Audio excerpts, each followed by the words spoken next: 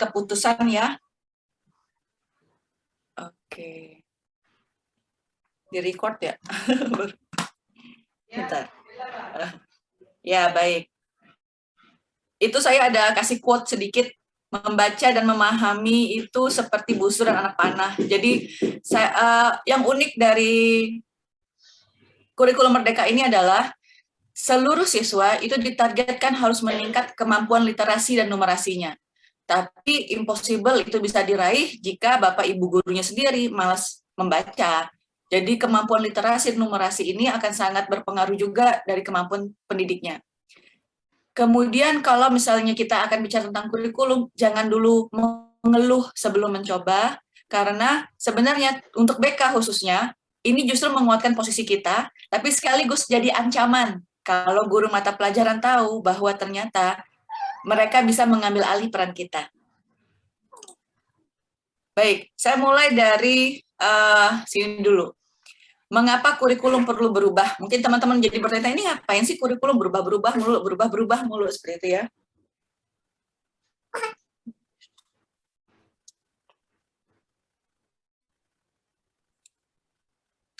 Jadi dari tahun 45 sampai tahun 2013 kemarin kurikulum kita berganti.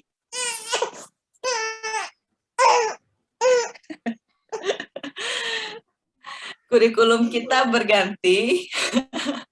Tadi dia tidur aja, tapi giliran saya belum bicara. Sekarang pas dia emaknya bicara, dia bangun. Maaf ya Bapak Ibu. Jadi kurikulum kita itu berubah karena pada dasarnya sebuah kurikulum yang baik itu harus sesuai dengan zamannya. Jadi kalau misalnya dulu mungkin zamannya Pak Sumarno belajar waktu SD sama zamannya Unifat belajar waktu SD sampai ke zamannya saya mungkin belajar waktu SD, itu perubahannya nggak terlalu jauh. Tapi kalau sekarang itu sama seperti kita melihat handphone yang dulu munculnya lama banget pergantiannya, sekarang bisa berubah tampilannya, fasilitasnya hanya dalam hitungan bulan. Artinya sebenarnya perubahan yang terjadi pada peserta didik kita itu lebih pesat, lebih cepat, dan kalau kita tidak imbangi, maka kita tidak akan pernah bisa mencapai tujuan pendidikan di Indonesia. Sinta kasih tahu ya kalau suara saya putus-putus ya, Sinta. Jelas ya. Oke. Jadi kurikulum itu memang harus berubah. Cuma sayangnya nih, kita ingat-ingat aja kurikulum 2013 dimulai dari tahun 2013 berakhir tahun kemarin ya, 2020-2021 lah. Dalam jangka waktu 7 tahun misalnya, apakah kemudian kita sudah ada perubahan mengikuti kurikulum 2013? Ternyata belum.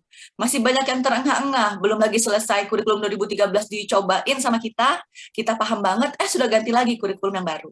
Tapi sejujurnya kita harus mengakui bahwa jangan-jangan device-nya kita nih, atau alatnya kita, transportasinya kita nih, yang belum kita naikin levelnya.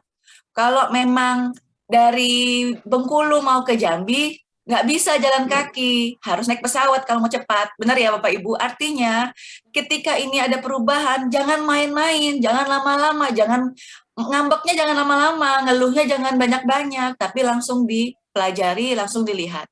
Ketika dipelajari, akhirnya kita tahu, oh nggak berubah banyak kalau untuk BK. Sama seperti dulu ketika orang meributkan tentang BK komprehensif, kenapa harus marah? Pola 17 kek, pola 17 plus kek, oh ternyata dalam BK komprehensif cuma dikelompokkan saja dalam komponen program. Nah, jadi sebenarnya sama ke dalam kurikulum yang baru ini, tidak ada yang berubah signifikan, malahan apa yang kita lakukan sekian lama, yang seharusnya sudah kita lakukan sekian lama, itu diperkuat pada kurikulum Merdeka, yang kemudian teman-teman mapel lain diminta untuk melakukannya juga. Artinya hati-hati Bapak Ibu, ini bisa jadi peluang, bisa jadi ancaman. Di mana nanti kita lihat ya. Yang jelas, ketika kita mau menargetkan seseorang peserta didik punya memenuhi profil pelajar Pancasila yang ada 6, bukan 5 ya. Ada 6 profil pelajar Pancasila, mulai dari beriman, mandiri, sampai ke poin istilahnya ke poin ke-6, yaitu berwawasan global ya. Gotong royong, kreatif, berkebinekaan global ya, kalau saya nggak salah ya. Ya, berkebinekaan global. Mau punya 6 itu gimana caranya? Nah, itu bayangkan, kalau mata pelajaran diarahkan targetnya ke sana, maka guru mata pelajaran itu bisa melakukan hal-hal yang akhirnya guru BK loh yang harusnya lakukan. Kalau di antara Bapak Ibu ada yang sudah mendaftar sebagai guru penggerak, maka Bapak Ibu akan belajar apapun ya, apapun background pendidikannya. Kan kalau di pelatihannya guru penggerak itu tidak melihat dia mengajar apa, dia akan belajar hal yang sama. Di situ ada modul coaching namanya. Jadi seperti dasar-dasar konseling. Nah, bayangkan seluruh guru belajar tentang teknik coaching. Cuman beda aja istilahnya. Artinya itu teknik-teknik dasar yang digunakan untuk konseling. Nah, kita yang guru BK kira-kira sudah melaksanakan belum yang dasar-dasar aja dalam konseling kita. Kalau misalnya itu aja belum, gimana kita mau naik satu tingkat dibandingkan guru yang sudah belajar teknik coaching nantinya?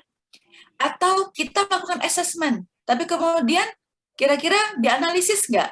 Nah, jadi sekarang pemerintah ini melihat hal yang sangat positif dan mungkin juga meniru dari beberapa negara maju. Jadi kalau di sini ada statement it takes a village to raise a child, artinya bahkan butuh satu desa, mungkin butuh satu kota, butuh satu negara untuk mengembangkan, untuk membangun seorang anak. Itu artinya kita tuh sedang diminta nggak berdiri sendiri-sendiri, tapi berdiri bersama-sama. Jadi kalau sangat menyedihkan sebenarnya memang ketika posisi kita dalam dunia pendidikan masih terpecah belah. Kenapa?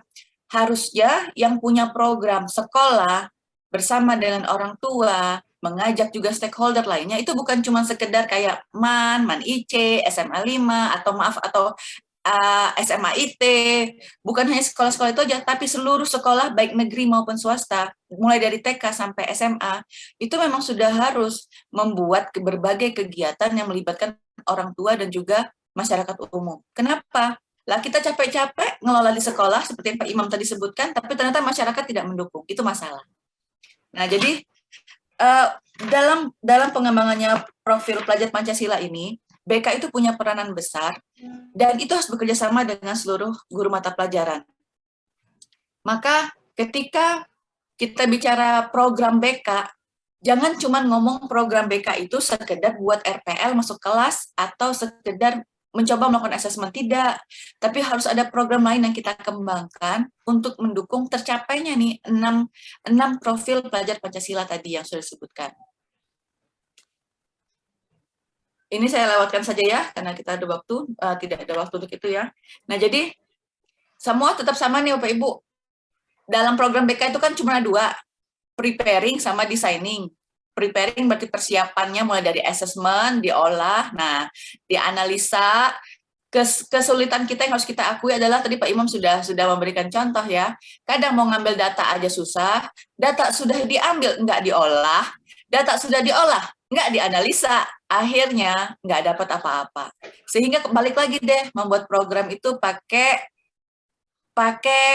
rumus rasa-rasa. Nah, Bapak Ibu bayangkanlah kalau masak, itu Sinta sama Wanda tahu banget kalau saya untuk masak itu pakai pakai sistem rasa-rasa ya. Jadi pas sudah jadi di saya rasanya enak, di orang lain enggak gitu. Tapi kalau misalnya komposisinya tepat, maka manis, asam, asin itu jadinya nikmat. Nah, seperti itulah kita bicara masalah assessment ini, yang ternyata inilah yang akhirnya dituntut oleh pemerintah, bahwa harus assessment nih dari sekolah. Nah, itu peranannya BK loh, gitu, di luar bahwa guru mapel memang diminta. Jadi kalau secara umum ini yang dulu ya, yang dulu-dulu nih, udah pernah kita bahas nih, tentang tahapan persiapan, tahapan perencanaan. Kalau di tahapan persiapan itu intinya ada assessment. Sorry.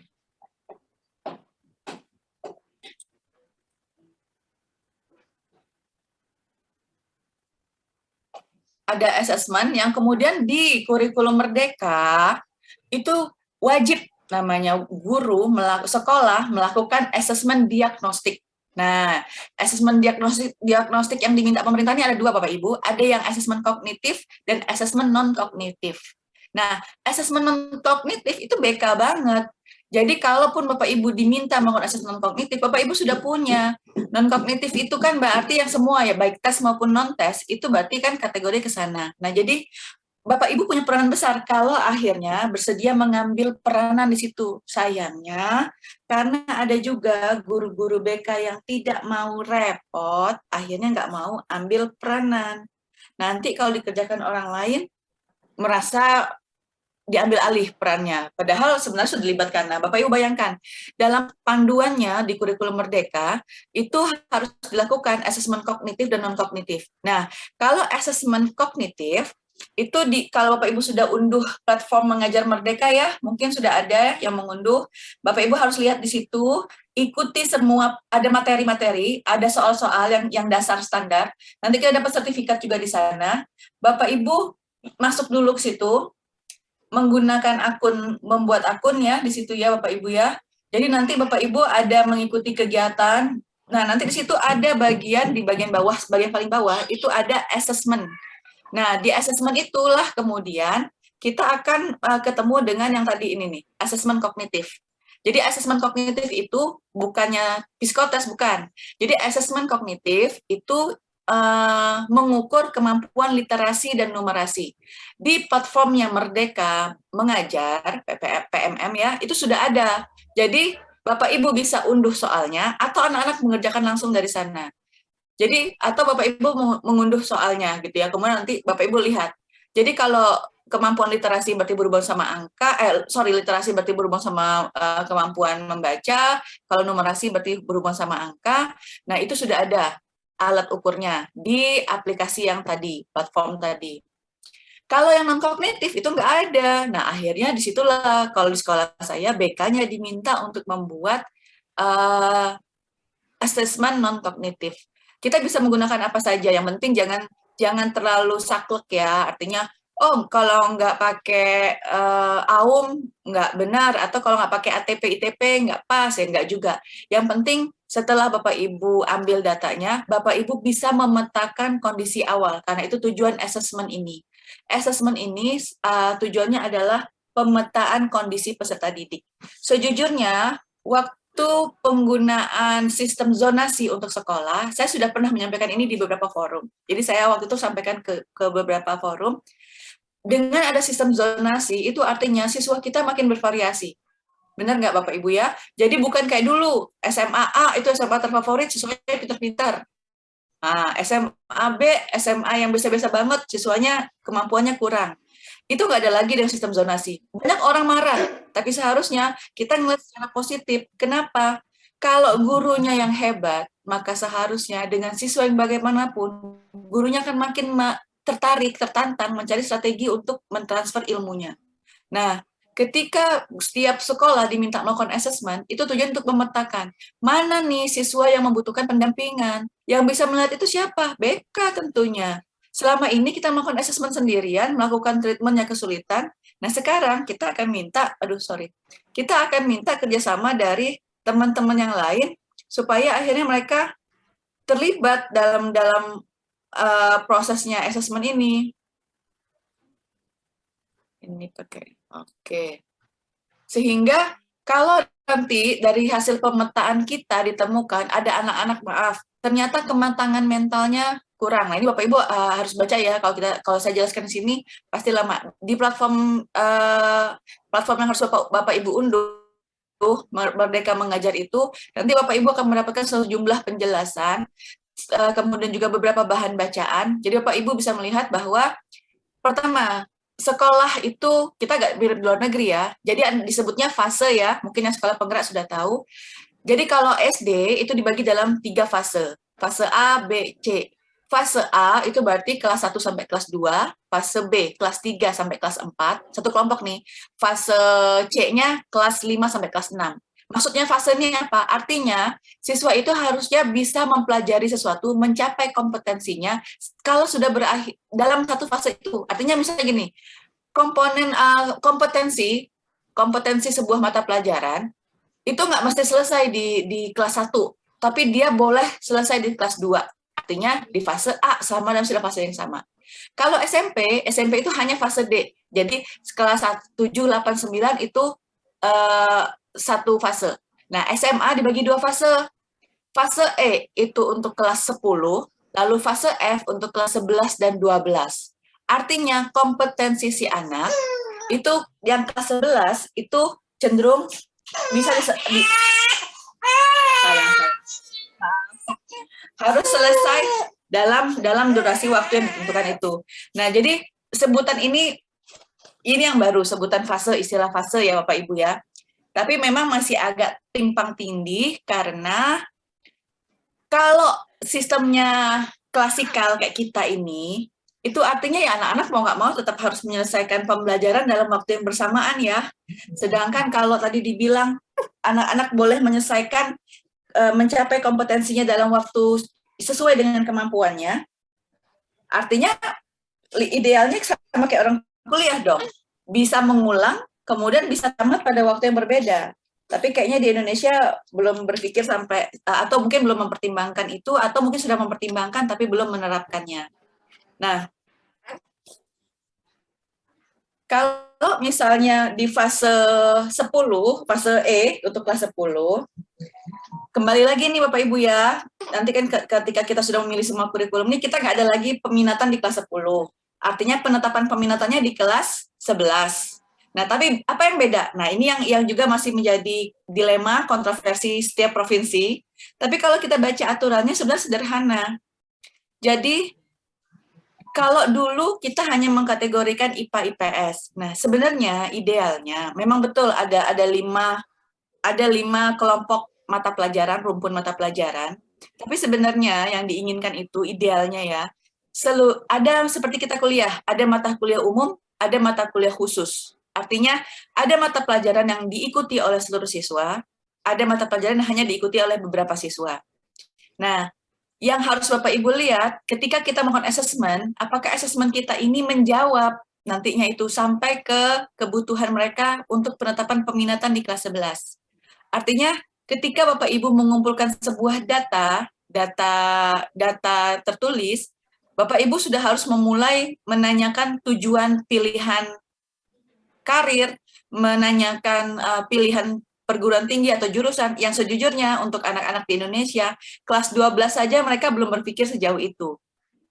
Nah, artinya Bapak Ibu harus mencoba kembali untuk menerapkan apa yang di Permendikbud Triple One sama di POP tulis ya, bahwa sebenarnya ketika penetapan peminatan di kurikulum 2013 saja itu sudah harus ada informasi untuk orang tua dan anak-anak yang mungkin kita belum melakukan itu semuanya. Artinya sudah harus dikasih bayangan. Nah, apalagi kalau di kurikulum Merdeka ini tuntutan mereka mendekat ke arah karir dan tujuan pendidikan lanjutan itu lebih banyak. Artinya bidang bimbingan karir itu porsinya sebenarnya akan lebih banyak nantinya. Nah, bayangkan Bapak Ibu, kalau misalnya nih, maaf ya, misalnya ada seorang anak ingin kuliah ke jurusan teknik industri. Lalu, dia tidak tahu prasyarat apa saja nih, mata pelajaran seperti apa yang menjadi prasyarat untuk bisa masuk ke sana. Nah, tugas kita lah yang kemudian akhirnya memberitahukan kepada anak-anak bahwa mata pelajaran itu ini, sehingga itulah yang harus diambil saat dia masih duduk di kelas 11 atau di bangku SMA ini. Nah, artinya kita harus matang duluan nih, harus cepat-cepat kejar informasi. Ketika anak itu punya target ke sana, maka kitanya yang harus punya informasi lebih banyak dibandingkan anak-anak itu sendiri. Nah, kembali lagi ke assessment ini, baik assessment tes ataupun non-tes, kalau sekarang kan sudah sangat mudah ya Bapak Ibu, aplikasi sudah banyak. Kemudian kalaupun misalnya kita tidak ingin berbayar, semua alat tes kita itu kita pindahkan ke dalam Google Form. Itulah cara yang paling mudah sekarang. Kalau mau beli aplikasi tentu butuh biaya, kemudian kita juga butuh waktu untuk belajar. Tapi setidaknya yang harus Bapak Ibu coba adalah melakukan dulu assessment-nya dengan lengkap, bukan setengah-setengah. Kenapa saya bilang setengah-setengah? Banyak banget yang cuma sekedar menyebar angket, tapi tidak diolah. Ketika diolah, tidak dianalisa. Contoh sederhana, Bapak Ibu menyebarkan data pribadi. Lalu di situ Bapak Ibu melihat ada anak yang ternyata Bapak Ibu minta alamat ayah ibu. Kan kita tulis nih nama ayah, nama ibu, uh, status apakah masih menikah, apakah single parent begitu ya, ataukah meninggal. Nah, apakah data itu dianalisa? Kira-kira menurut Bapak Ibu dan teman-teman semua berpengaruh tidak kalau ternyata pada tahun itu atau di kelas kita itu misalnya banyak banget anak-anak yang ternyata ada di posisi ekonomi menengah ke bawah, atau kemudian orang tuanya single parent, atau kemudian posisinya tidak berpisah, tapi kemudian di situ dia mungkin Bapak Ibu ada yang buat pertanyaan kondisi keluarga harmonis atau tidak harmonis dan sebagainya. Itu adalah data, berpengaruh nggak? Berpengaruh harusnya.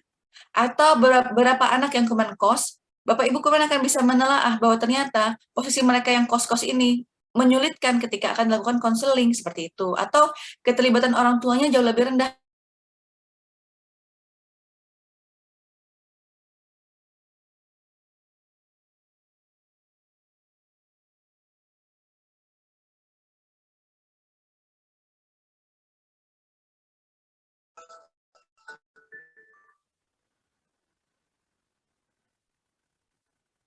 Halo Sinta? Halo? Suara saya masih jelas ya?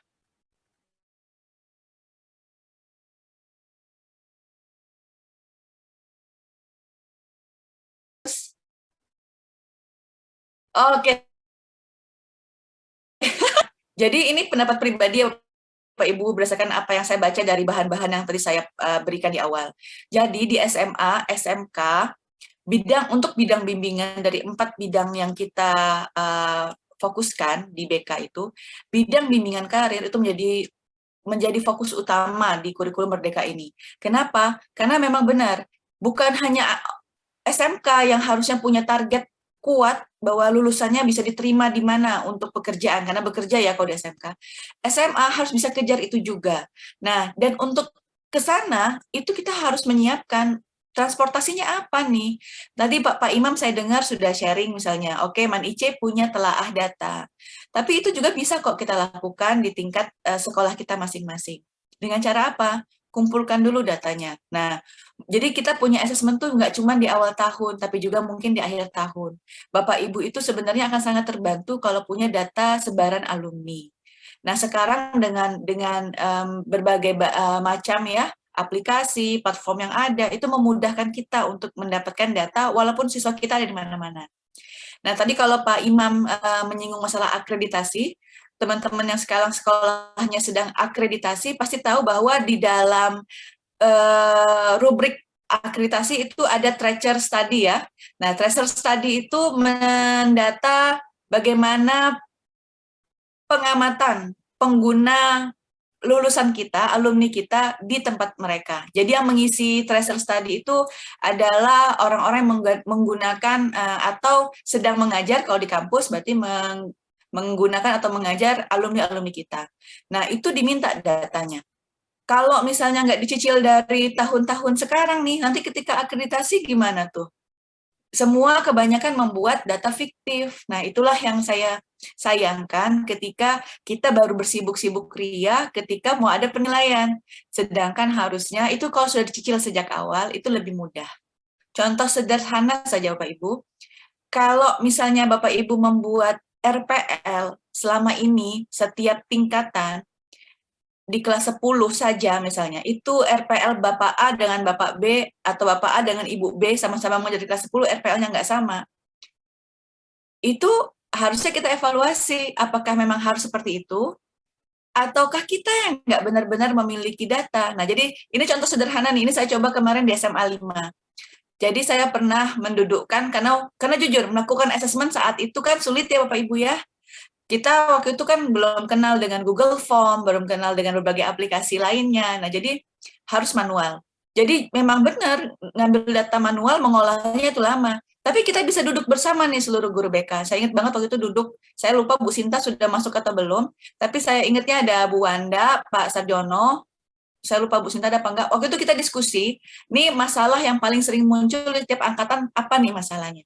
Lalu dari masalah itu, kalau kita mau masuk ke dalam kelas, melihat dari tugas perkembangan yang 11 tugas perkembangan tadi, apa nih yang mau kita bahas. Jadi jangan beda-beda, kenapa? Karena pada dasarnya ada masalah-masalah yang cenderung sama di setiap level tingkatan, tidak selalu berbeda di setiap kelasnya.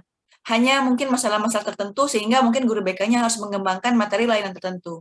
Sehingga Bapak Ibu harusnya sama seperti guru mata pelajaran, idealnya banget materi atau topik layanan yang kita berikan ini ada jenjangnya. Jangan cuma sekedar memberikan materi yang kemudian kita kuasai atau kita suka, atau kita punya bahannya, akhirnya kita ngasih materi itu. Enggak lagi. Jadi, kalau asesmen kita benar, kita akan bisa membuat program yang tepat, lalu kita akan bisa menurunkan dalam bentuk kegiatan, termasuk salah satunya kegiatan di kelas, klasikal, klasikal, itu juga pasti tepat. Jangan-jangan cara kita mengumpulkan data salah, kemudian kita mengembangkan program juga tidak benar-benar mengembangkan program yang dibutuhkan oleh siswa kita, sehingga sampai turun ke dalam kegiatan kita, mulai dari kegiatan di kelas atau kegiatan lainnya, itu ternyata tidak bermanfaat. Nah, BK ini paling banyak dosanya kalau misalnya masih seperti itu di kurikulum Merdeka ini. Soalnya, guru mata pelajaran saja diminta untuk bisa berkolaborasi dalam pengerjaan proyek siswa.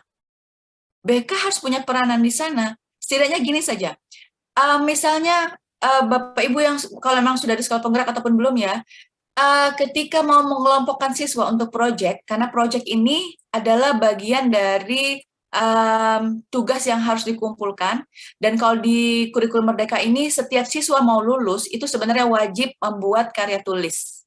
Jadi mereka harus membuat karya tulis ilmiah yang menjadi prasyarat lulus. Nah itu juga pasti jadi masalah nih buat sekolah-sekolah ketika anak-anaknya cenderung tidak menyukai itu. Atau guru-gurunya justru tidak bisa menjadi pendamping siswa ya. Nah, ketika untuk mengelompokkan proyek aja, kan pasti kalau banyak kan karena itu dalam kelas, kita baginya mungkin acak, yang penting perempuan dan laki-laki tercukupi. Nah, kalau cuma seperti itu aja, itu data kita nggak bermanfaat. Buat apa kita mengumpulkan data hobi, misalnya? Misalnya kita tahu bahwa ternyata di kelas 10, kalau kita sebutan untuk kelas fase itu fase E ya, E3 misalnya. Di kelas 10-3 atau E3 gitu, karena nggak ada IPA IPS di kelas 10-nya, kalau di kurikulum Merdeka, ternyata di kelas itu ada anak-anak yang pandai menggambar, terus ada anak-anak yang pandai bernyanyi. Nah, kita bagi mereka, kita sebar mereka ke dalam jumlah kelompok yang diinginkan. Bagaimana caranya dalam setiap kelompok, akhirnya itu kita membantu wali kelas dan guru mata pelajaran, bagaimana dalam setiap kelompok memiliki siswa-siswa yang juga memiliki keterampilan atau kemampuan, sehingga hasil akhirnya itu bisa beragam. Kalau kita bagi asal, maka akan ada kelompok yang nggak bisa ngapa-ngapain karena kebetulan pas dapat di situ, semuanya malas, nggak mau ngapa-ngapain, nggak mau kerja. Nah, Bapak Ibu bisa tawarkan, saya punya loh ini, saya punya data loh, jadi saya bisa bagi nih siswa, biar saya yang melakukan pembagian siswanya supaya proyeknya berjalan lancar. Di sekolah saya, kebetulan sekolah penggerak, sudah 1 tahun terakhir, itu banyak proyek-proyek siswa yang agak mandek atau seadanya aja, karena anak-anak itu pada awalnya tidak dibagi berdasarkan keterampilannya, hobinya, atau tidak ada kategori khusus. Yang penting cukup aja cowok-cowok, cewek-cewek, gitu, seimbang. Nah, seperti itu Bapak Ibu ya. Jadi, dalam kurikulum ini, nanti kita akan lihat capaian layanan, ada yang berbeda. Nah, sehingga kalau misalnya Bapak Ibu lihat, untuk dari awal kelas 10, ketika Bapak Ibu mengambil data, sama seperti dulu di kurikulum 2013, mereka mau lanjut kuliah kemana, kemudian masuk jurusan apa, kemudian mendata dukungan orang tua bagaimana, maka artinya dalam komponen layanan kita dari 4 komponen, ada layanan dasar, komponen layanannya Bapak Ibu ya, ada layanan dasar, ada layanan peminatan perencanaan individual, ada layanan individual, kemudian ada dukungan sistem. Nah, dari 4 layanan ini, kalau menurut saya pribadi, maka komponen layanan yang akan jadi fokus kita yang besar di tingkat SMA adalah layanan peminatan dan perencanaan individual. Kenapa? Semua siswa itu harusnya sudah mulai dapat pendampingan bahwa kalau mereka mau kuliah atau misalnya mau tes ke sana, mereka harus punya persiapan ini. Nah, kita kan selama ini belum pernah nih membuat konsep atau mencari strategi perencanaan individualnya kayak gimana nih? Apa yang mau direncanakan sama anak, lalu apa yang kita bisa lakukan? Misal, ayahnya anak ini dari kelas 10 kita sudah pernah ngobrol-ngobrol.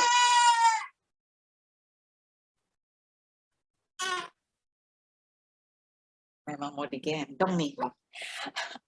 Ayahnya siswa kita misalnya itu seorang polisi dan dia sangat berharap anaknya meneruskan ya jadi polisi juga.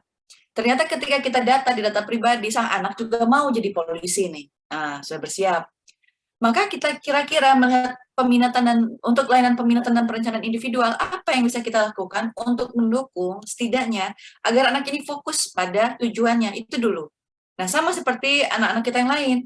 Ketika anak-anak kita sendiri belum tahu mau kuliah di mana, belum tahu mau jurusannya apa, kita harus fokuskan. Makanya kenapa layanan peminatan perencanaan individual ini menurut saya jadi fokus utama guru BK dalam kurikulum Merdeka ini. Kita harus membantu anak-anak kita mencapai tujuannya. Masalahnya kalau dia nggak punya tujuan gimana? Nah, itulah yang menjadi tugas kita untuk mendekatkan anak-anak itu bahwa hidupnya mereka harus punya tujuan. Tadi Pak Imam sudah menyampaikan dengan sangat baik, anak-anak muda zaman sekarang mudah sekali sebenarnya terkontaminasi oleh perubahan zaman yang pada dasarnya itu menunjukkan betapa turunnya moral ya, ada degradasi moral mungkinnya Bapak Ibu ya, sehingga hal yang tabu jadi nggak tabu lagi, hal yang tidak baik menjadi biasa. Nah, kita harus dekatkan mereka bahwa itu tetap ada porsinya gitu, bahwa ketika mereka merasa cukup kok aku jadi YouTuber atau kapan nanti aku jadi perias atau MUA bisa kayak gitu ya Bapak Ibu harus tampilkan bahwa sebentar lagi semuanya bisa digantikan robot, kamu harus punya skill yang robot nggak punya. Nah seperti itu Bapak Ibu.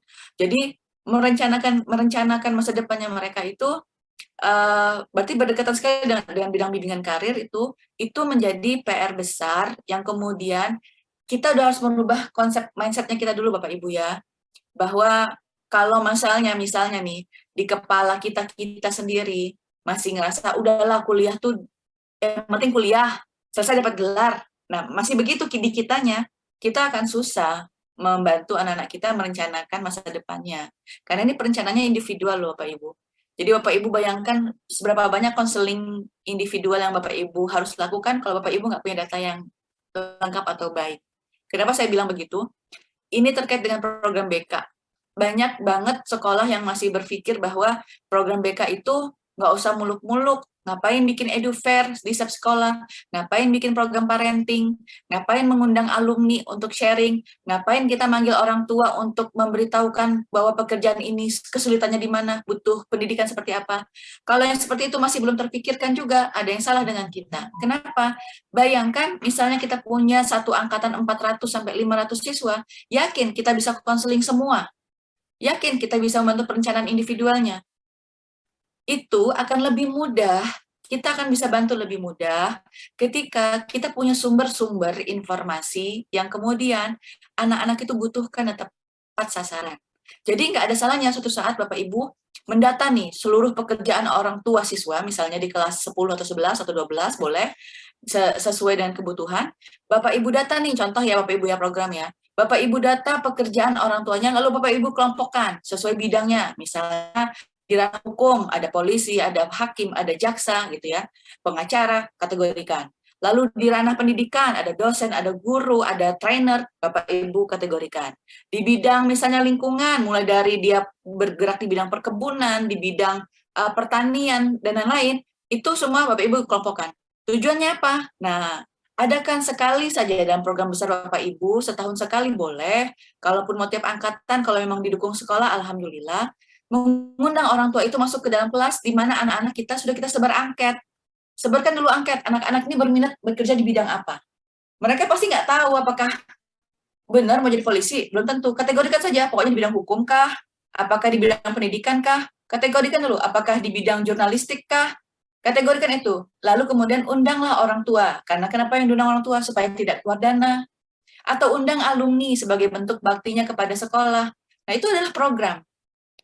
Dengan mendengarkan seperti itu, semoga bisa membuka pikiran anak-anak kita bahwa untuk melaju ke targetnya mereka, ada hal-hal yang harus mereka persiapkan. Bukan cuma mengikuti arus aja, yang penting lulus, yang penting bisa tembus ke sana. Enggak. Semakin awal dipersiapkan, semakin mudah insya Allah mereka kita arahkan nantinya. Nah, kemudian,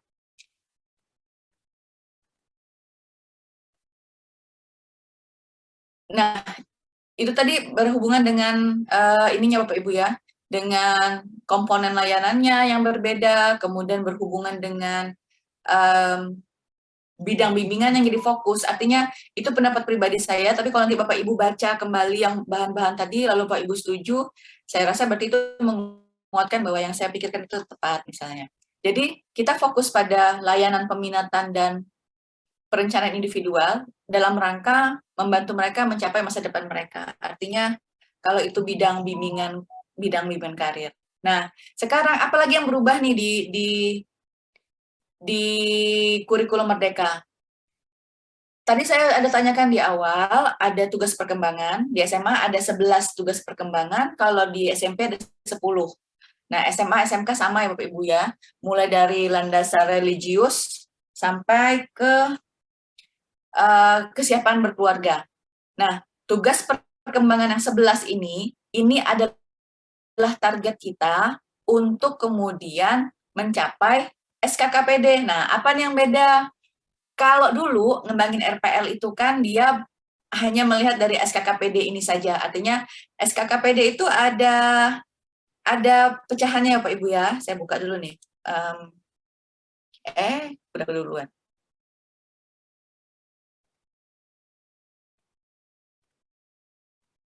Biar gampang deh.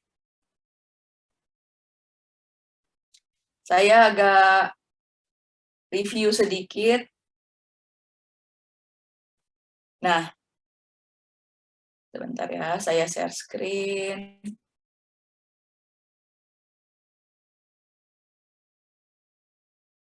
Ini kita mereview aja ya Bapak Ibu ya, supaya Bapak Ibu ingat. Oke, mungkin masih ingat dengan ini, tampilan ini.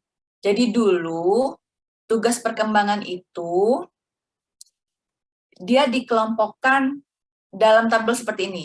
Jadi aspek perkembangan itu berarti tugas perkembangannya yang sudah dibuat menjadi aspek perkembangan. Nah, tugas perkembangan itu kemudian diinternalisasi. Ini apa nih maksudnya nih? Nah, kalau di SMP masih pakai ini Bapak Ibu ya, di SMA udah berubah. Kalau membuat tujuan layanan, maka tujuan layanan itu nulisnya itu harusnya ini, hal-hal yang ada di taraf ini. Nah, jadi tujuan layanan kita, tujuan RPL kita mengadakan misalnya materinya adalah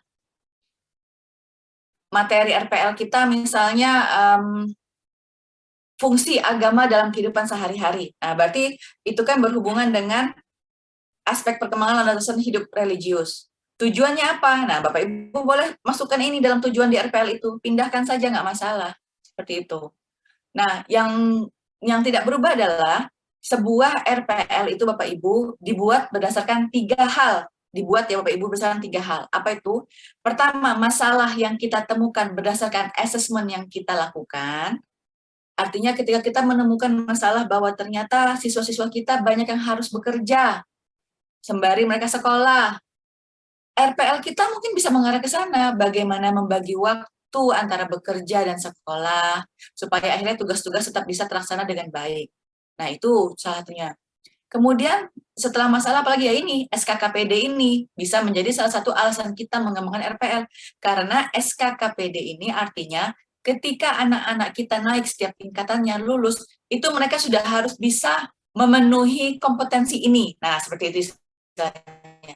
Jadi harusnya kalau anak itu udah lulus SMA, mereka itu sudah bisa mengerti tentang bahwa ibadah itu dilaksanakan atas keyakinan sendiri gitu, dan kita harus bisa toleransi. Jadi kalau ada anak kita lulus SMA tapi nggak toleran dengan teman yang beragama lain, ada yang salah gitu. Nah, itu salah kita gitu kasarnya ya. Nah, artinya sama seperti guru matematika. Masa iya sudah lulus kelas 6 SD penjumlahan 1 ditambah 1 atau 101 ditambah 102 dia nggak bisa. Nah, apa yang salah?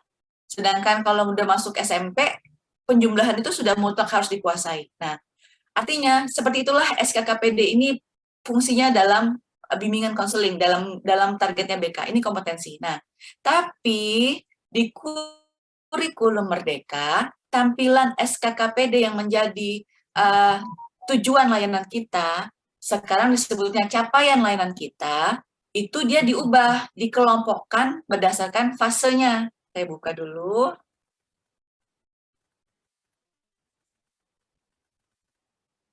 Nah, nanti ini filenya saya kasih juga, kalau sudah ada, alhamdulillah. Bapak Ibu bisa lihat, jadi capaian layanan bimbingan konseling di jenjang SMA,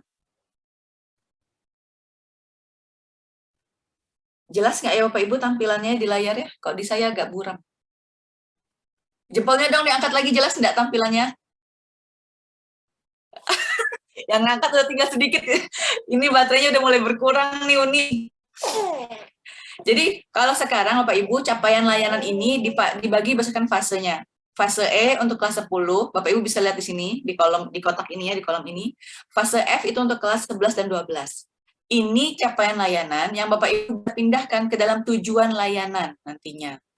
Jadi ketika materi Bapak Ibu isinya apa, maka Bapak Ibu bisa menuliskan. Nah, menuliskan capaian layanan ini. Oke Bu Desi, nanti dikirimkan. Ini satu file kok. Jadi di dalam salinan keputusan Kepala Badan Balitbang tadi, ada ya capaian layanan ini. Di dalam model BK untuk SMA, SMK juga ada capaian layanan ini. Nah, jadi inilah yang berubahnya. Jadi kalau sebelumnya aspek perkembangan, lalu dibagi ke dalam 3 bagian, tataran internalisasi namanya, ada tahap pengenalan, akomodasi, dan tindakan. Tapi kalau di kurikulum Merdeka, dia dibagi dalam fase, jadi ada fase A, fase E, dan fase F, hanya itu saja. Nah, sehingga nanti Bapak Ibu di dalam modul, di dalam buku ini juga, yang saya bagikan nanti, itu ada kok contohnya. Cuman ada beberapa hal yang mungkin saya kurang setuju ya nanti ya. Nanti Bapak Ibu bisa lihat di bagian contoh RPL. Kalau Bapak Ibu melihat ada RPL dukungan sistem, setahu saya namanya dukungan sistem itu tidak masuk ke dalam layanan BK klasikal, tapi itu administratif. Nah, di buku ini, di panduan yang dari pemerintah ini ada itu. Saya belum tahu menyampaikan kemana, tapi saya tahu bahwa itu kurang tepat. Nah, jadi ini yang berubah ya, paling signifikan berubah di sini. Tetap dia ada 11 tugas perkembangan, tapi pengelompokannya yang berbeda. Seperti itu. Oke, baik. Jadi capaian layanan ini yang sangat terlihat berbeda di kurikulum Merdeka ini. Tapi kalau misalnya pun Bapak Ibu mau mengelompokkan, nah Bapak Ibu ingat-ingat aja di dalam panduan ini kalau nggak salah ada. Jadi 11 tugas perkembangan itu Bapak Ibu itu sebenarnya sudah dikelompokkan berdasarkan 4 bidang. Nah, contoh ya, contoh saya kasih contoh dulu. Misalnya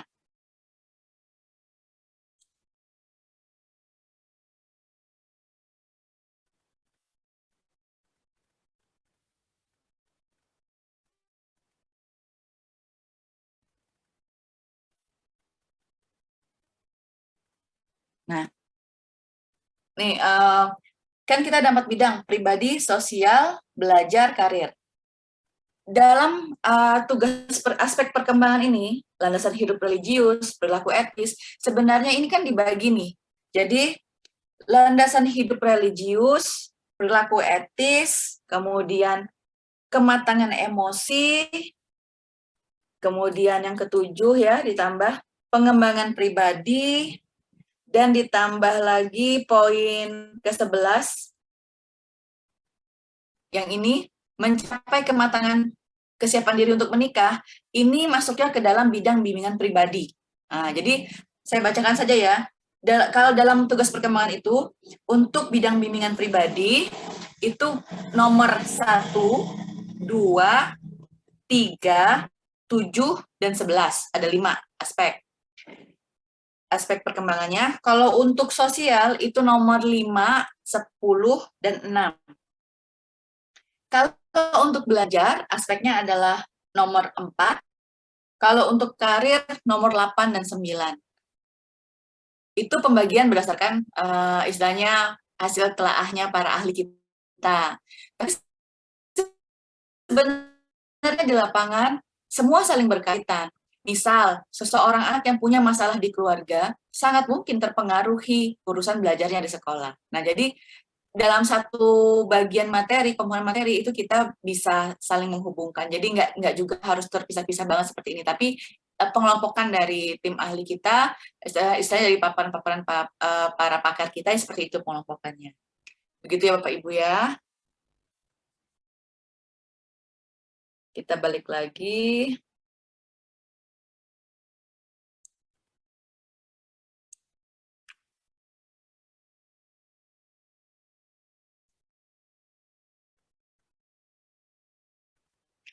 Nah, artinya capaian layanan ini Bapak Ibu yang berbeda, tapi tetap mengarahnya kepada SKKPD dan tetap menguatkan tugas perkembangan. Kembali bahwa tugas perkembangan ini diambil dari teori ya, bukan diambil dari hasil rapat. 11 tugas perkembangan ini. Dari siapa ya? Ada yang ingat nggak? Kalau ada yang tahu tugas perkembangan ini mengambil dari teorinya siapa? Dapat hadiah? Sinta tahu nggak? Tugas perkembangan yang 11 tadi itu mengambil dari teori siapa Bapak Ibu? Harlock. Harlock salah. Bukan ya? Udah jangan lama-lama, ntar aku akhirnya harus ngeluarin duit. Gak jadi. Cari tahu 11 tugas perkembangan itu teorinya siapa. Itu PR. Masa iya kita sudah lama jadi guru BK masih salah gitu. Oke, lanjut.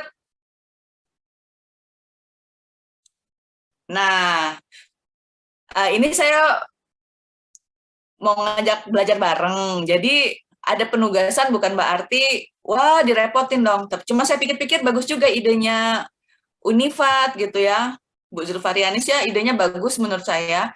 Kalau memang teman-teman bersedia dalam durasi beberapa waktu ini, nanti mungkin Unifat yang menyampaikan waktunya, kita hanya akan sharing di sesi berikutnya saja. Jadi coba teman-teman lakukan dulu pengumpulan data, silakan asesmennya mau yang seperti apa, paling tidak teman-teman punya data dulu yang bisa teman-teman olah, teman-teman analisis, lalu teman-teman mencoba mengembangkan sebuah program yang benar-benar program. Kan logikanya di POPBK sudah ada tuh runutannya. Jadi mulai dari rasionalnya apa, visi misi BK dan lain-lain itu sudah ada. Di contoh model BK ini juga ada ya. Maksud saya benar-benar dikembangkan, benar-benar dicoba dulu mulai dari awal asesmennya sampai akhir teman-teman menerbitkan RPL yang mendukung layanan klasikal. Nah, nanti kita akan bahas kesulitan-kesulitan atau apakah antara asesmen, program, turun ke RPL itu sudah ada koneksinya atau belum. Nah, itu yang akan kita diskusikan pada pertemuan berikutnya. Kalau misalnya memang nanti akhirnya tugas ini jadi kita laksanakan, kemudian teman-teman juga bersedia mencoba di lapangan, lalu kita akan presentasikan, sehingga akhirnya teman-teman merasakan banget bahwa nggak sesulit itu kok, bahwa ternyata membuat program yang benar, yang waras, itu nggak susah-susah banget gitu. Walaupun mungkin data kita terbatas, tapi pada dasarnya memang kuncinya itu di data. Semakin lengkap data kita berharap semakin baik program yang kita kembangkan. Sama dasarnya dengan ketika mau melakukan penetapan peminatan. Semakin lengkap data kita, maka semakin kecil kemungkinan kita salah seberangan. Dan semakin lengkap data kita, semakin kuat kita meyakinkan orang tua bahwa penetapan peminatan yang kita lakukan itu memang terbaik buat putra-putrinya. Seperti itu. Nah, saya rasa itu saja yang bisa saya sampaikan. Pas nih, ada 15 menit lagi kalau mau tanya-jawab atau sharing. Saya kembalikan kepada moderator. Silakan. Bapak Ibu, kalau ada pertanyaan.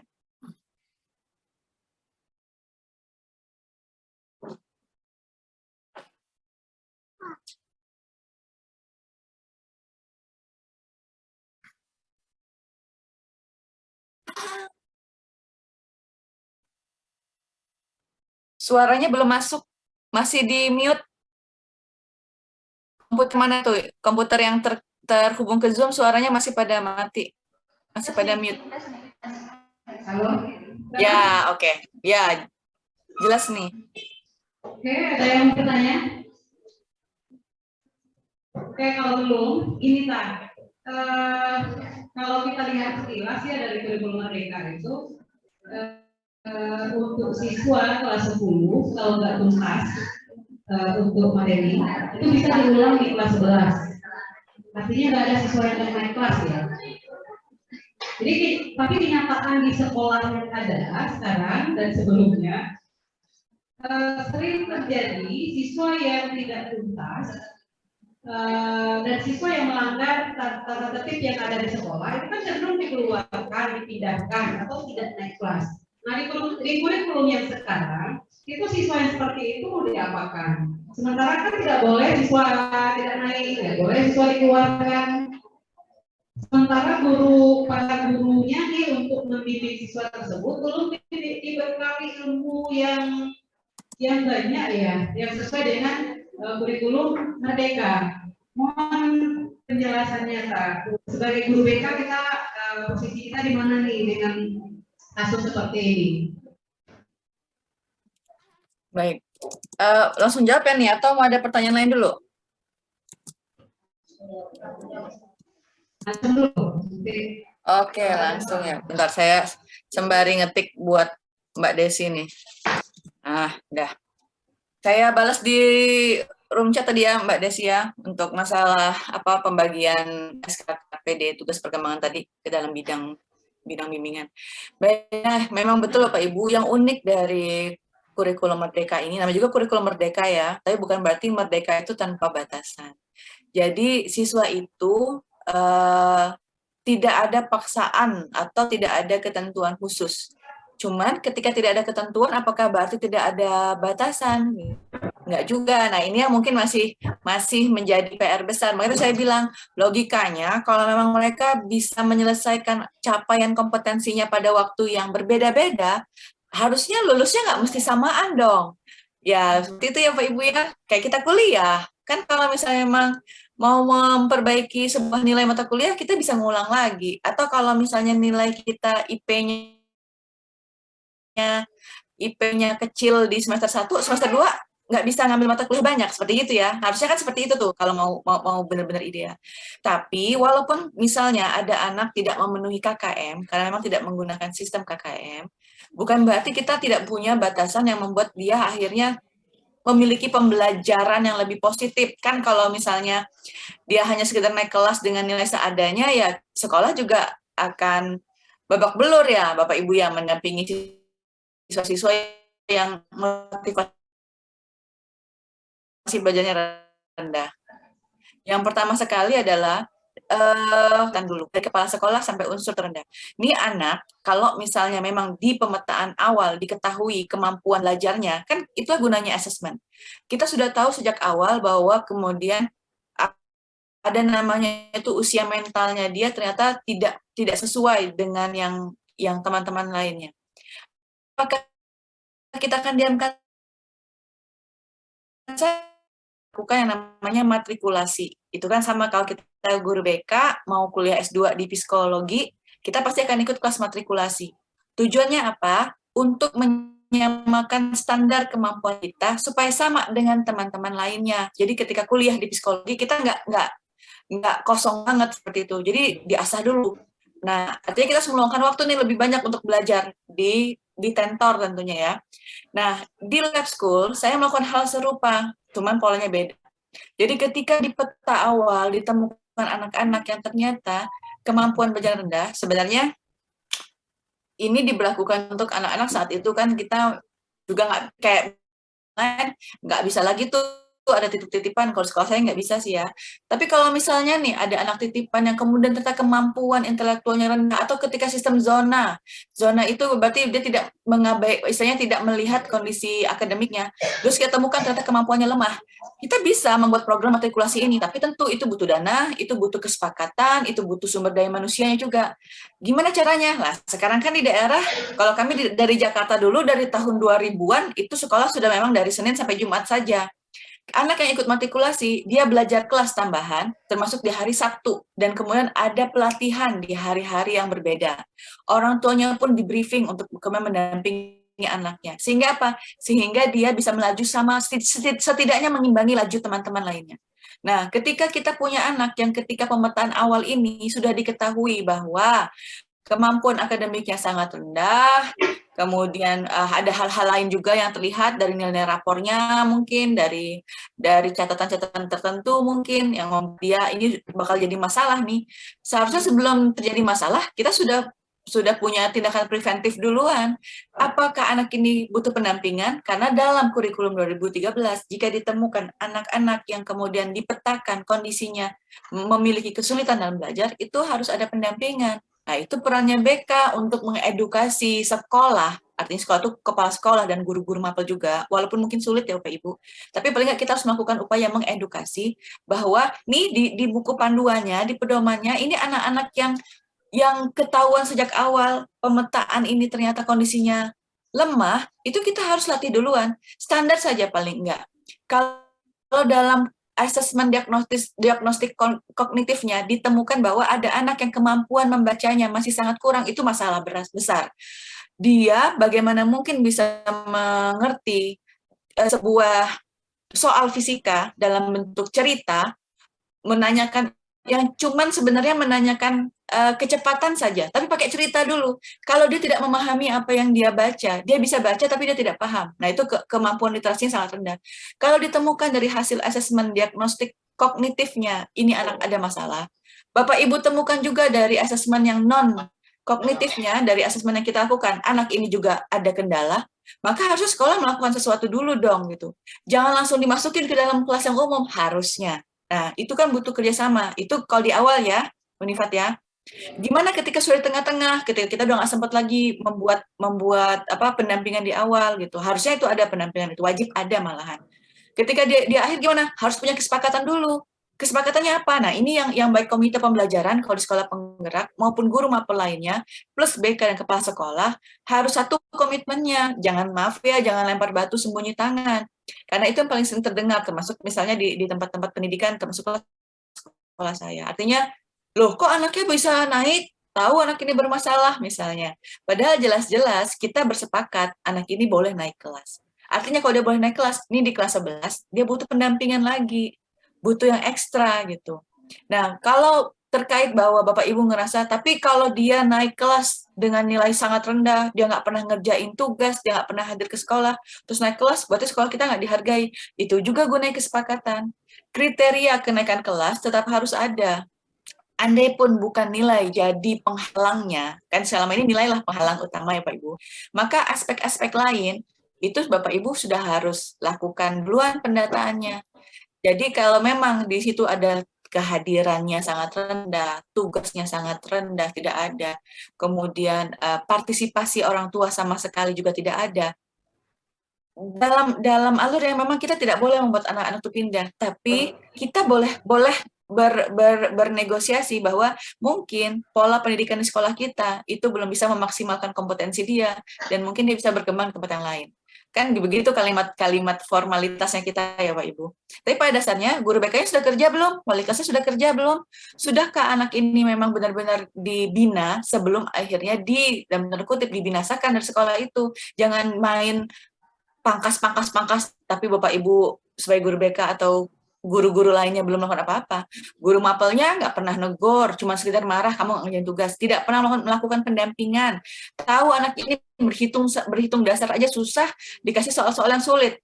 Kalau misalnya ada istilah pembelajaran terdiferensiasi di mata pelajaran ini, di kurikulum Merdeka, ya berarti kan harusnya guru-guru mengajar sesuai dengan kondisi peserta didiknya dong. Sedangkan kita, mohon maaf, dalam 36 siswa kita di kelas, kan kita mengajar dengan satu cara kebanyakan. Tidak memfasilitasi dengan cara yang lain. Nah, gimana tuh?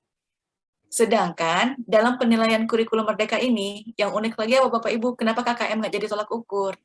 Karena yang ditargetkan adalah bagaimana akhirnya peserta didiknya memenuhi target yang diinginkan, yaitu profil pelajar Pancasila. Kita tahu profil pelajar Pancasila itu nggak bicara masalah nilai akademik, dia belajar masalah sikap. Nah, masalahnya adalah lagi apa yang paling besar? Membentuk sikap jauh lebih sulit daripada membuat sebuah angka. Membuat orang tahu dalam pelajaran PPKN bahwa jujur adalah perbuatan yang baik, itu gampang. Tinggal buat, apakah jujur menurut Anda perbuatan baik? Kasih A benar, B salah, atau A setuju, B tidak setuju. Gampang ya Bapak Ibu. Tapi membuat itu melekat pada seseorang, tentu bukan hal yang mudah. Nah, jadi bayangkan target pembelajaran kita di kurikulum Merdeka memenuhi profil pelajar Pancasila. Nah, sedangkan profil pelajar Pancasila itu kalau orang mungkin melihatnya, loh itu kan aspek yang abstrak. Kalau buat saya bukan abstrak, itu malah memang lebih sulit daripada sekedar mengajar matematika, fisika, kimia, biologi, istilahnya ekonomi, sosiologi, jauh lebih sulit. Kenapa? Karena Bapak Ibu bisa baca 6 aspek itu apa saja. Dan kalau itu harus nempel sama seseorang, logikanya berhasil anak itu tampil seperti itu, pasti berhasil sudah pembelajaran. Pasti sudah berhasil. Karena logikanya ketika anak itu bisa berpikir kreatif, anak itu bisa bergotong royong, artinya dia nggak ada kendala dong dalam belajar, dia bisa menyelesaikan tugas-tugasnya, dia bisa bekerja sama dalam proyek-proyek sekolah yang diberikan oleh sekolah, benar nggak Bapak Ibu? Dia bisa mengerjakan disiplin dengan komitmen-komitmennya. Nah, kenapa? Itu udah nempel jadi perilakunya dia. Nah, bayangkan. Jadi kembali lagi, kalau misalnya pun di dalam kurikulum kurikulum Merdeka ini, KKM itu tidak menjadi unsur utama penentu seseorang, dia boleh naik dengan nilai yang ada pada dia. Ingat, yang Bapak Ibu harus kuatkan adalah, ini kurikulum baru berjalan 1-2 tahun ini. Perguruan tinggi belum tentu membuat standar dan target yang sama. Benar ya Bapak Ibu ya?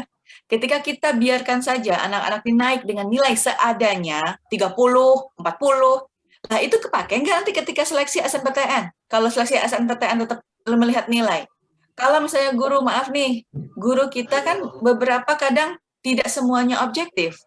Saya beberapa kali, kalau Bapak Ibu pernah menghandle untuk OSN ya, KSN ya, kompetisi sains nasional yang dulu Olimpiade kan beberapa tahun ini, 2 tahun belakangan ini, untuk menjadi peserta doang, peserta saja nih, itu harus ada syarat nilai-nilainya nggak boleh di bawah target, artinya harus 80-an. Lah gimana kita mengirim peserta untuk mengikuti Olimpiade Sains? Kalau misalnya dari 5 mata pelajaran disyaratkan, lalu ada 1 mata pelajaran nilainya 50, dengan alasan bahwa ya kan nggak ada KKM. Nah, kalau menurut saya tidak tertulis bukan berarti itu tidak ada. Jadi kesepakatan-kesepakatan itu sudah harus ada sejak awal, walaupun mungkin tidak dituangkan dalam dokumen satunya, gitu. Atau dituangkan dalam dokumen satu, tapi kemudian kesepakatannya tetap harus dilaksanakan. Jadi bukan cuma KKM Uni yang dilihat, tapi kemudian kesepakatan dari setiap unsur di sekolah itu, dan melihat, mempertimbangkan hal-hal lain yang sedang berjalan. Ini kita nih ngeributin kurikulum 2013, mohon maaf. Kalau nanti ganti kurikulum lagi, gitu kan. Jadi jangan, kalau menurut saya, jangan mengambil resiko yang terlalu besar. Perguruan tinggi saja kita belum tahu apakah dia akan menerima anak-anak dengan nilai di bawah 70, hanya 1 mata pelajaran doang misalnya ya. Tapi tetap mata pelajaran itu yang diminta di-input, seperti itu. Kan mempengaruhi dong tentunya. Nah, seperti itu Bapak Ibu. Jadi tetap harus ada kebijakan bersama di dalam unsur internal, karena kalau kita orang pelaksana ini kadang-kadang kena dampak dari kebijakan yang tidak bijak. Begitu kurang lebih.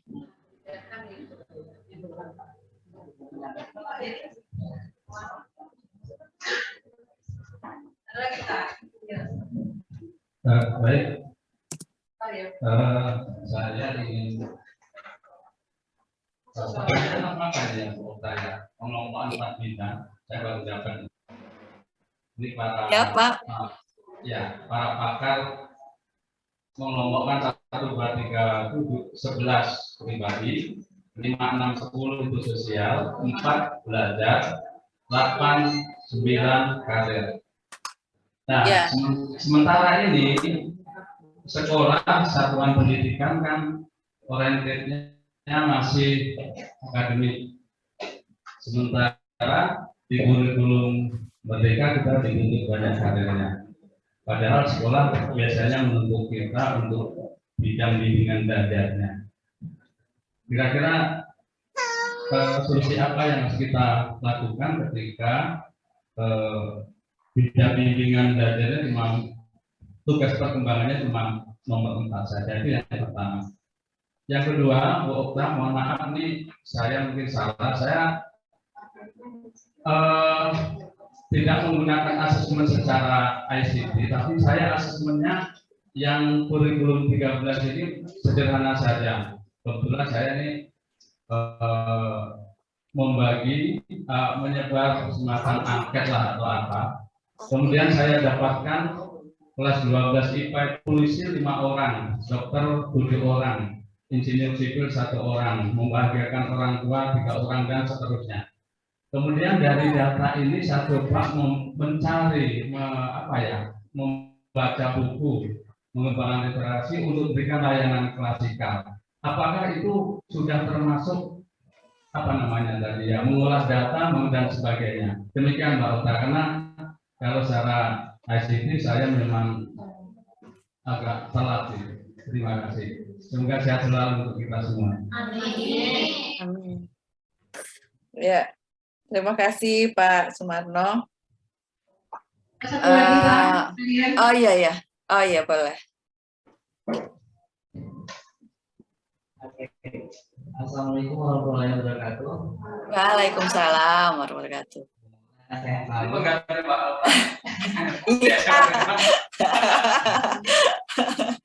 Iya, gini Mbak, mau nanya tentang ini Mbak, dari kelanjutan dari tadi Mbak ya, kalau kelanjutan dari kurikulum Merdeka itu konsepnya itu KKN itu hilang, otomatis kan ada proyek yang kita tanyakan langsung kurikulumnya itu ke arah rapor Mbak. Jadi pernah kami ikuti kegiatan juga sama Ibu Eni ya, PP 4EK itu mengatakan konsepnya itu sendiri bahwa nilai-nilai itu sendiri berbentuk kualitatif, jadi berbentuk kayak nggak lagi angka gitu. Jadi konsepnya itu kalau memang ada Mbak Okta gambaran bentuk rapor punya konsep itu nanti bentuknya gimana, atau apakah ada kita di rapor pengisi nilai rapor juga, atau karena gini Mbak, dari ilmu itu sendiri penilaian karakter itu sendiri juga ada di guru mapel, ada juga di PK, jadi nilainya double Mbak. Jadi yang belum dapat informasi pernah ditanyakan juga menjadi PR juga sama Ibu Eni juga, karena gambaran bentuk rapor kurikulum Merdeka, karena kita udah tahu konsep kayak FPL dan seterusnya programnya, terus bentuk rapornya itu anak itu gimana kurikulum Merdeka itu sendiri. Terima kasih.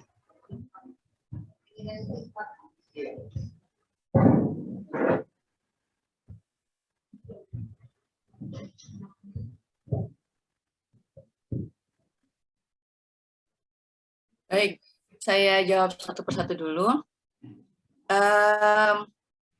Sebentar Pak Ibu ya.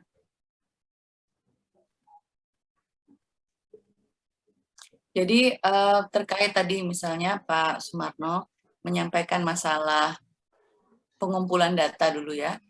Jadi kalau misalnya mengumpulkan data itu memang menyesuaikan dengan kemampuan kita yang menjadi tenaga pengajar di sekolah tersebut. Maka saya bilang semakin lengkap semakin baik. Tapi kalaupun ada 1 dari 5, misalnya 5 data yang harusnya ada, itu tetap baik. Kenapa? Daripada membuat sebuah program tanpa data sama sekali. Nah, jadi kalau misalnya Bapak Ibu sekarang Pak Marno misalnya dengan istilahnya ya sumber yang Bapak miliki, mengumpulkan data secara manual kah atau bagaimanakah, kemudian melakukan pengembangan berdasarkan data yang Bapak dapatkan, ya itulah program yang kemudian Bapak kembangkan. Tapi yang kita mungkin bisa coba lakukan adalah, kan sekarang sudah sangat banyak nih guru BK di setiap sekolah ya. Walaupun memang masih ada satu guru BK menangani 1.000 anak misalnya atau 700 siswa sekaligus. Tapi kalau kebetulan di sekolah kita itu ada 5 atau 6 guru BK atau 4 guru BK dalam satu sekolah, disitulah pentingnya kita melakukan kolaborasi atau kerjasama. Nah, ini yang kadang-kadang menjadi PR besar. Jujur saya sendiri juga masih mengalami kesulitan di tempat kerja baru karena kadang tidak semua pemahaman kita bisa dicerna oleh orang lain, atau tidak semua hal yang kita bilang mudah kok, buat orang lain juga mudah, seperti itu ya, sehingga pasti ada konflik di dalamnya. Tapi idealnya Bapak Ibu, itulah gunanya kita kolaborasi. Jadi ketika satu angkatan saja misalnya, mungkin kalau di sekolah Bapak Ibu ada yang mengajar satu tingkatan itu sama gurunya, tapi ada juga yang berbeda-beda kan? Nah, apakah ketika gurunya setiap tingkatan itu beda, lalu RPL-nya beda juga? Ya kan nggak mesti juga, walaupun mungkin ada ciri khas atau ada kondisi masalah tertentu di kelas kita. Tapi intinya masalah-masalah umum cenderung akan sama. Seperti itu. Nah, maksud saya, ketika misalnya bisa kolaborasi, artinya kan data yang didapatkan bisa lebih lengkap dengan partisipasi teman-teman yang lain. Jadi, kalau di contoh lah misalnya di SMA 5 kemarin, kita nyebar angket seperti itu kan, angketnya sama gitu, diolah, tapi akhirnya tetap duduk bareng juga. Materinya apa nih yang bagus? Masalahnya kecenderungannya ini. Masalahnya apa? Karena jujur aja bikin asesmen susah, mengolahnya lebih susah, sehingga kadang coba kita lihat masalah tahun lalu, ya itu kan bagian dari evaluasi. Benar ya Bapak Ibu, mengembangkan program pada tahun berikutnya, itu kan bisa berdasarkan evaluasi per tahun sebelumnya. Seperti itu Pak Marno. Jadi kalau disampaikan apakah data itu sudah cukup, itu cukup. Tapi akan lebih baik jika kemudian ada kolaborasi dalam tim, sehingga datanya bisa lebih luas. Atau yang paling minim saja Bapak Ibu, kalau memang wah sulit nih mau nyebar-nyebar angket, sulit nih mau wawancara, ya sudah duduk bersama tuh seluruh guru BK. Kan data bukan cuma data peserta didik. Nah, saya lupa nih mengingatkan. Ingat ya Bapak Ibu, asesmen itu kalau di BK bukan hanya yang di asesmen peserta didiknya. Asesmen lingkungan belajarnya, artinya sekolah itu punya harapan apa.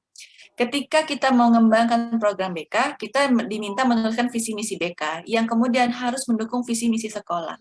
Kalau dalam visi misi sekolah Bapak Ibu, di situ ada misalnya tercantum misinya adalah membentuk lulusan yang dapat diterima di perguruan tinggi atau meningkatkan persentase lulusan alumni yang diterima di perguruan tinggi. Itu kan target sekolah.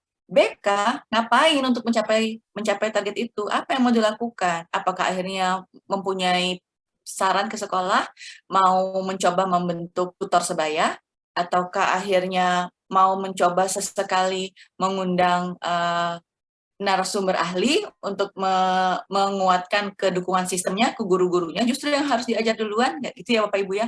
Itu program. Nah, jadi kan kita juga harus mendata sekolah pengennya apa, orang tua siswa berharapnya apa, lingkungan sekitar berharapnya apa, sama alumni kita.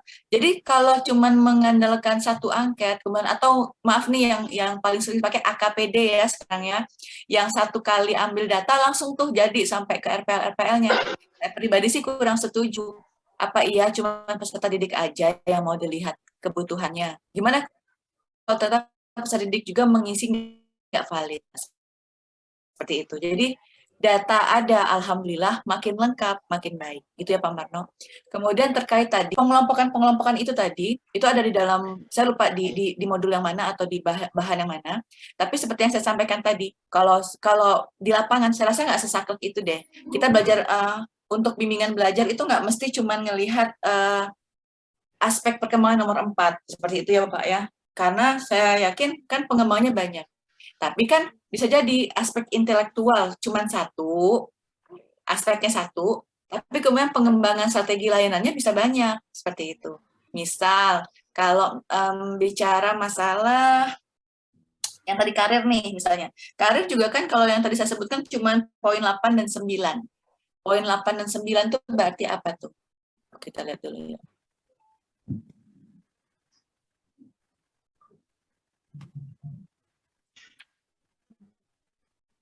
Udah mau zuhur nih ya.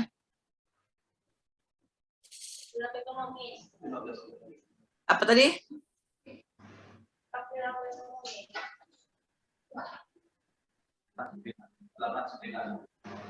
Ya.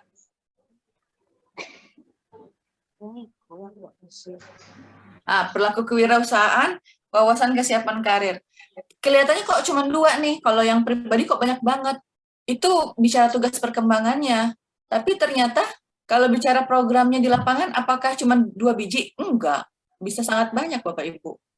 Artinya mungkin Bapak Ibu harus buat pameran. Kalau di project, ada sekolah kan kalau di kurikulum Merdeka membuat proyek ya.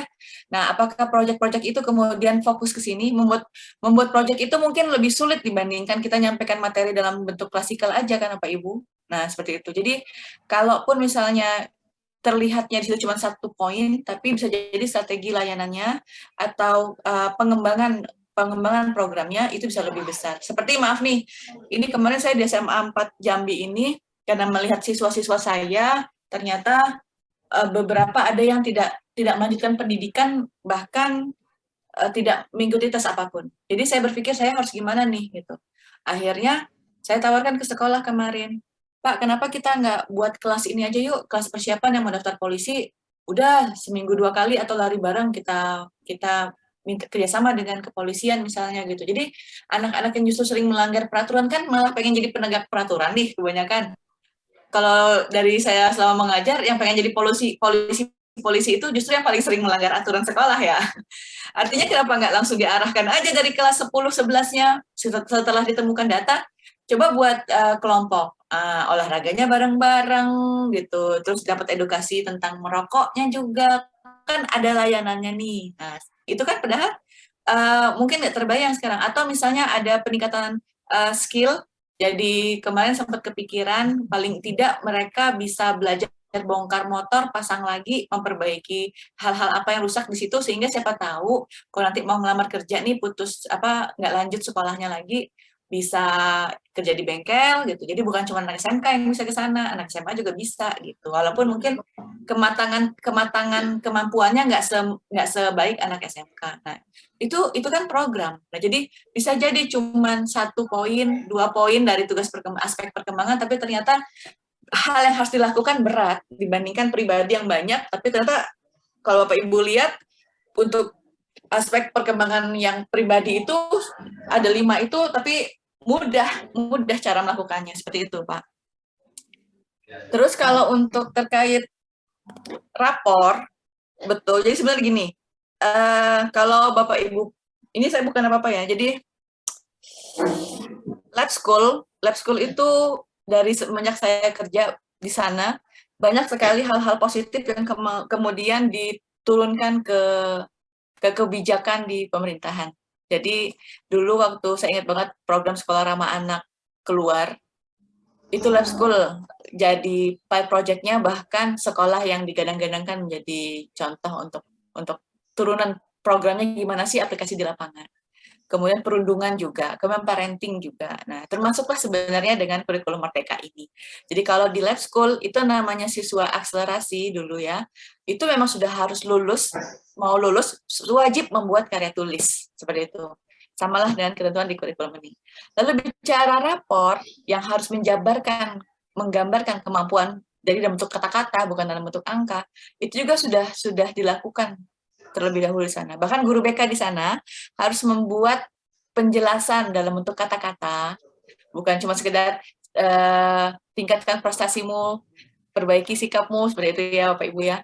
Tapi memang harus mengenal siswanya dan memberikan kata-kata istilahnya penjabaran tentang siswanya. Nah, cuman memang kalau terkait dengan rapornya sekolah penggerak, ini kemarin semester 1 aja kita agak terlambat ya Bapak Ibu ya. Maaf nih, berarti belum ada ya yang pernah melihat rapor sekolah penggerak ya?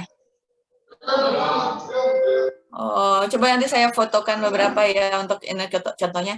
Tapi memang Bapak Ibu, sampai hari ini sejujurnya aspek unsur dalam penilaian itu masih jadi dilema. Jadi kan sistem belajarnya saja masih jadi dilema. Jadi kan kalau di kurikulum Merdeka itu ada beberapa sistem ya Bapak Ibu ya, ada sistem blok, ada sistem kolaborasi seperti itu. Ada yang misalnya 3 bulan pertama mereka belajar mata pelajaran umum, Artinya mata pelajaran belajar benar. 3 bulan berikutnya mereka cuma ngerjain proyek, sehingga guru itu nggak ngajar mata pelajaran itu lagi. Seperti itu. Dan jujur aja itu membuat kesulitan. Nah,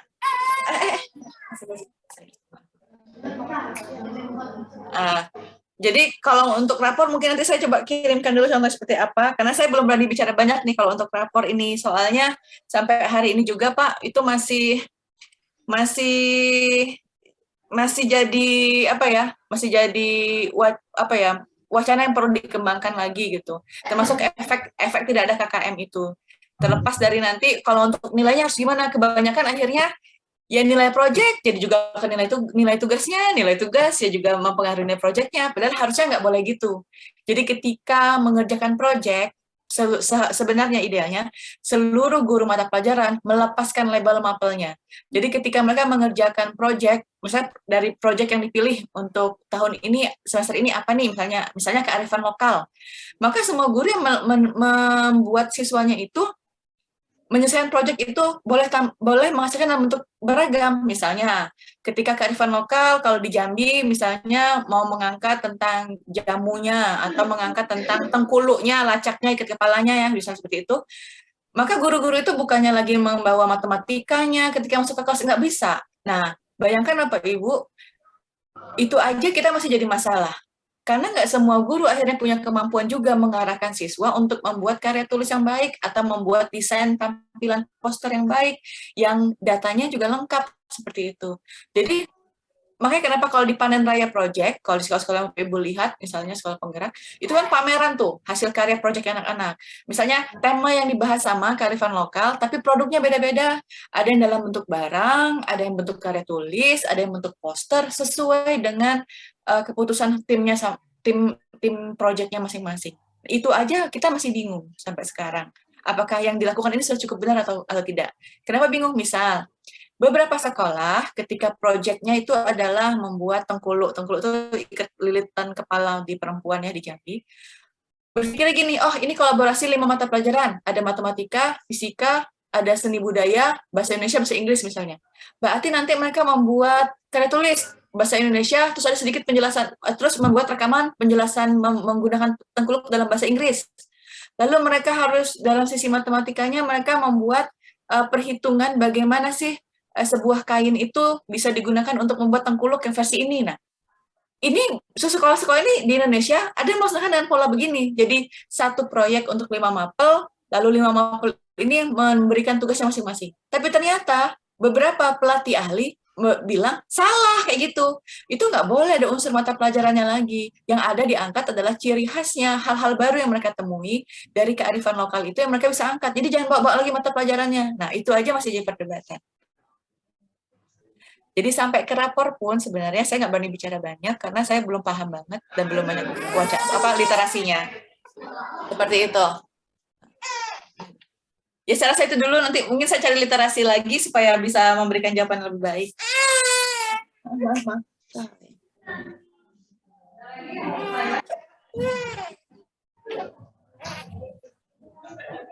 Ada lagi kita yang bertanya, Pak? Kayaknya pusing lah nih. Sorry Kak, aku Kak. Kak, kan di sekolah aku tuh biasanya mengisi yang kembali ke rapor sebenarnya. Jadi di dalam rapor kelas 10 itu kan ada ada kolom profil Pancasila yang seharusnya diisi oleh wartawan. Tetapi di sekolahku dibagi untuk yang religius diisi oleh guru agama. Nah untuk BK diberikan gotong royong dan mandiri. Jadi dua itu yang khusus yang diberikan untuk guru BK. Nah saya masih bingung Kak, apa yang mesti penjabarannya seperti apa yang harus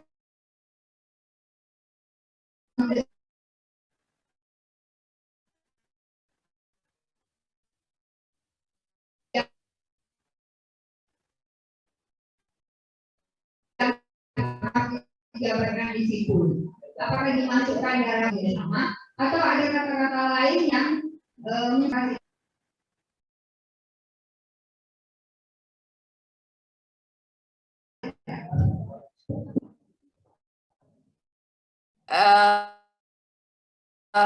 Sinta atau Unifat boleh disampaikan lagi tadi terputus tadi kalau di saya di layar.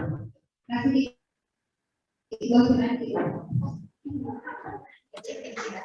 Kalau yang ini kita banyak. Mbak Nila itu ya. Ya Unifat itu Mbak Nila ya. Benar. Iya. Oke. Nanti kalau Bapak Ibu sudah mengunduh platform Merdeka Mengajar, di situ ada materi-materi yang tadi beberapa yang Bapak Ibu tanyakan juga ya. Nah, kalau terkait kata-kata apa nih yang harus dikeluarkan, sebenarnya kan semua unsur itu ada ya. Nanti saya cariin bahannya. Jadi ada modul atau bahan yang terkait dengan penilaian. Cuman memang kita yang guru umum sama guru BK itu nggak semuanya di-share mungkin di grup sekolah atau apa, tapi yang jelas itu ada. Nah, seingat saya kalau untuk aspek penilaian sikap, sosial, dan lain-lain, itu tuh ada tolak ukurnya. Tapi saya nggak hafal nih. Nah, itu ada tolak ukurnya, nanti saya coba kasih tahu ke Unifat linknya, saya cari dulu. Sehingga kata-kata yang kita ucapkan harusnya mengukur hal itu. Jadi misalnya gini, kalau misalnya sikap sosial itu kan ada berapa aspek, ada 8 aspek atau apa. Nah, siswa ini sudah menunjukkan yang mana nih, itulah yang kita sebutkan. Tapi untuk bisa menyebutkan itu tentu punya data dong, datanya gimana? Itulah gunanya ada angket penilaian antar peserta didik. Seperti itu Bapak Ibu. Yang mungkin kalau sekolahnya rajin mengupdate data ya harusnya kayak untuk akreditasi kah, untuk penilaian mutu kah dulu, itu kita harus ngisi loh. Jadi ada namanya dalam kegiatannya guru mata pelajaran pun sebenarnya ada unsur penilaian antar peserta didik gitu ya. Nah, itulah yang kita pakai sehingga itulah yang kita pakai untuk memberikan kata-kata tadi. Jadi kalau ada 8 aspek, dia ternyata cuma memenuhi 5 aspek. Nah, 5 itulah yang kita sebutkan. Itulah bahasa paling formalnya, Kak. Jadi kalau misalnya 8 ada 5 ya, berarti dia sudah memenuhi aspek yang 5 itu disebutkan 5 itu apa saja. Itu sih yang paling standar ya. Jadi nggak mengada-ngada. Tapi untuk datanya sebaiknya benar-benar dilakukan. Kalau kita kan misalnya kita bikin sosiometri gitu kan. Nah, kalau ini penilaian. Jadi misalnya saya ngelihat Sinta dari 8 aspek itu dia mana saja yang sudah dalam kategori baik atau amat baik seperti itu. Nanti di checklist. Nah, kita ngerekap sehingga dari rekap teman-temannya itu didapatkanlah data itu. Itulah yang dikata-katain di dalam rapor itu gitu. Saya lupa ada itu ininya. Kejujuran, tanggung jawab itu ya tadi. Iya yang kayak gitu. Sama. Berarti kan diuraikan, kami di 61 pernah merancang dengan waktu itu kapan dikatakan A untuk sikap kejujuran, kapan dikatakan B, kapan dikatakan C, itu pernah kami merancang. Berubah kurikulum, berubah pula penilaiannya, pakai lagi itu kemarin. Jadi ketika kalau A itu siswa sangat baik, siswa sangat bertanggung jawab dalam mengerjakan tugas sehari-hari gitu kan, pernah kami rancang waktu itu. Iya. Nah, yang ditanyakan dalam kurikulum Merdeka ya, apakah masih seperti itu atau gimana? Ya, nanti saya kirim yang dokumen terkait penilaian. Jadi itu bagiannya dari penilaian. Nah, nanti memang betul tadi Pak Haris yang bicara ini ya, yang masalah tidak ada bentuknya kualitatif gitu ya, bentuknya penjabaran istilahnya ya. Nah, itu ada kedepannya juga Pak siapa? Pak Eka. Oh, Pak Eka, sorry. Ya, Pak Eka tadi yang menanyakan hal itu, yang saya tahu ada pengkategorian. Jadi nanti memang yang disebutkan itu bukan lagi nilai, angka, tapi memang sama seperti penilaian sikap yang disebutkan aspeknya. Kalau dalam pembelajaran yang disebutkan adalah kompetensinya.